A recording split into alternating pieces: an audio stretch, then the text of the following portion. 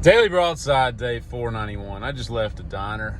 I was sitting in there by myself because it's 2:45. I love diners when there's no one there.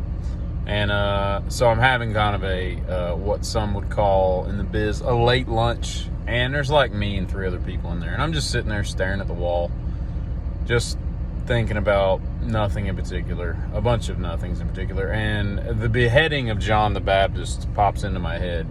And I thought to myself, the details of that, like what was the graphic details of his death. And so I take to Wikipedia to look up what was documented in 30 AD or whenever it was.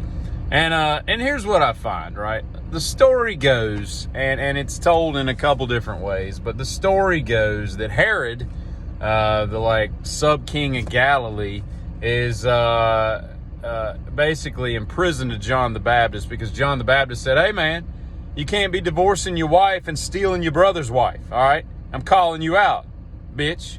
And Herod doesn't take kindly to that. And being the sub-king of Galilee and the tetrarch, or whatever the heck he was, he says, "You in the prison." So he takes him and puts him in prison. So he takes his brother, Herod Philip the First, right? Whatever. And Herod takes his brother's wife. So now he's married to him, right? Unlawfully, but he's the boss, so nobody can tell him what to do. And it's his birthday, right? And he's hanging out, drinking, partying out. And his new wife, Herodias, her daughter comes up and dances for everybody at the party. And this excites Herod so much so that in his drunkenness, he says, I will give you half of my kingdom, anything you want, and half of my kingdom, right? And so the daughter's like, I must be a hell of a dancer. That chick could make a hell of a living off of OnlyFans if she dances that good. Or Herod's just a horrible drunk. Those people just give you anything you want when they're drunk. And it's like, I don't think you should be drinking this heavily. You're just giving away a bunch of crap that you're going to regret tomorrow. You're going to miss your Lincoln Town Car in the morning when you gave it to some girl at the bar. But at any rate, so the girl goes over to her mama and says, hey, your husband there, what is that, her stepfather, I guess? Anyway, she's like, he says I can have anything I want. And she's like, tell him to give you John the Baptist's head on a platter. And I'm like, God! Well, Herod is appalled by this whole thing. But he goes ahead and does it because Herodias has half the money and all of the vagina, so it's one of those things. So, happy wife, happy life, all that bull crap. But anyway, I guess that went on back then. But I say that to say this, right? Trifling ass petty bitches have been in existence for as long as mankind. Right? And don't get me wrong, I love women of all kinds. They're great, right?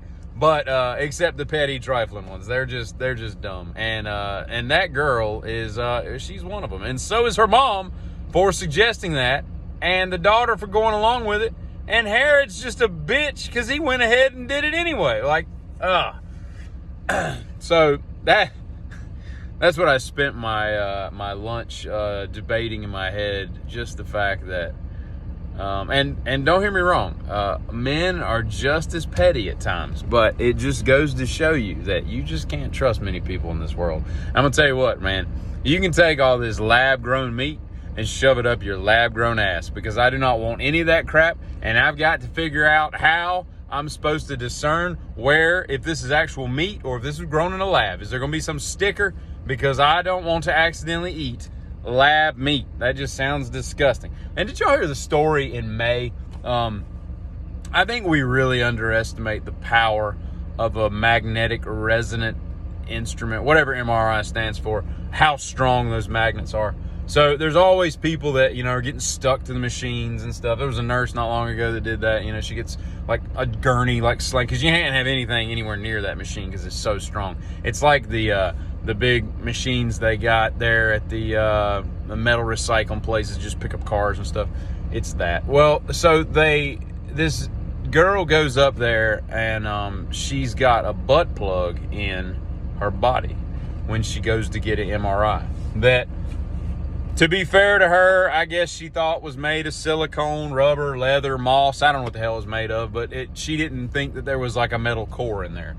And so she goes off to get an MRI. Now, a couple things. Number one is this could have been accidental, okay? She could have accidentally, forgot it was in there. And I suggest to you that if you forget that you're wearing a butt plug, I think you need to tone down the butt plug wearing, because you're probably doing it too often. If you're just like, oh, whoops, if that's your response to a butt plug installment, then yeah, you're too comfortable with these things, and I don't think they're made for that.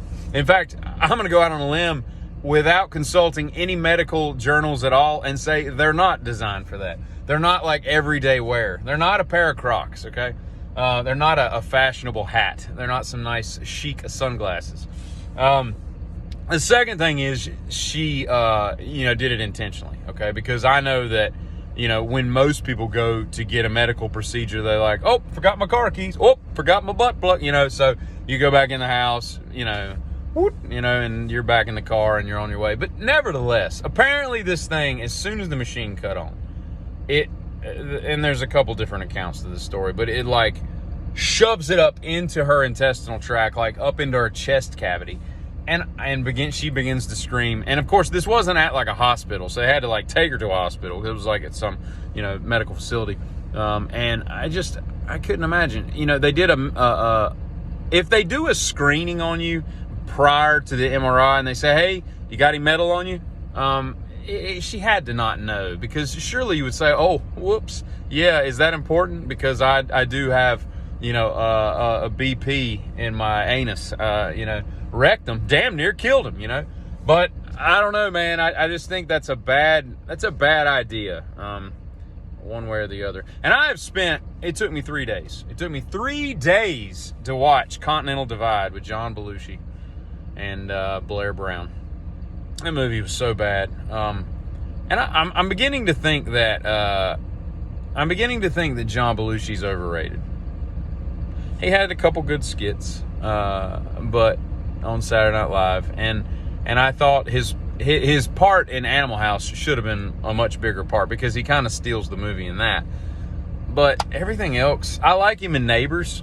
His last movie, I like the fact that he was supposed to be the Dan Aykroyd character, and then they switched. But I like Earl Keese. I like his some of his lines and just the way he plays it. That to me is his best role.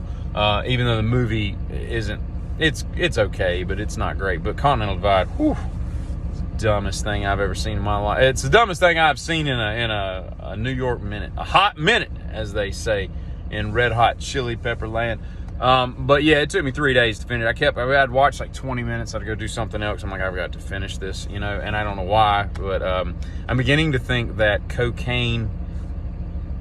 if cocaine was could turn into a real thing, like it intended to kill. I think that cocaine saw the movie Continental Divide, and it said, we've got to wipe this dude off the planet. So he calls up heroin. He's like, listen, let's put a speedball together. Let's meet at the blah, blah, blah, blah, blah hotel, and let's get this guy off the planet, because Continental Divide was bad. It was very bad. That's all I have to say about that. I get it.